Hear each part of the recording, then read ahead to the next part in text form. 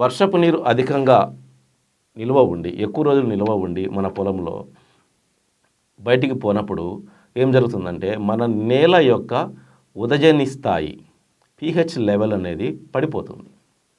pH level పడిపోయినా నష్టమే, పెరిగినా నష్టమే. అది ఎప్పుడు 6.5 నుంచి 7.5 మధ్య మాత్రమే ఉండాలి.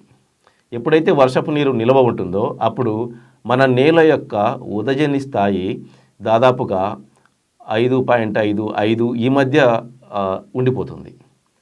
దానివల్ల లేత పసుపు వర్ణంలోకి పైర్లు మారుతాయి. కాబట్టి మనము చేపట్టవలసిన నివారణ చర్యల్లో మన భూమి యొక్క ఉదజని స్థాయిని ఈ 5.5 నుంచి 6.5, 7.5 మధ్యకి తీసుకెళ్ళాలి. తక్కువ ఉన్నా సరే దాన్ని పెంచుకోవాలి. ఈ ఉదజని స్థాయిని పెంచడానికి ఒకటే మార్గం ఉంది, మీకు తెలుసు. అది ప్రపంచ స్థాయిలో ప్రపంచవ్యాప్తంగా ఒకే ఒక్క ఉత్పత్తి మాత్రమే ఇప్పుడు మనకు అందుబాటులో ఉంది, అది కోకోలి. దానిని వేయడం వల్ల ఉదజని స్థాయి తక్కువ స్థాయి నుంచి మళ్ళీ 6.5 నుంచి 7.5 మధ్యకి వెళ్ళిపోతుంది.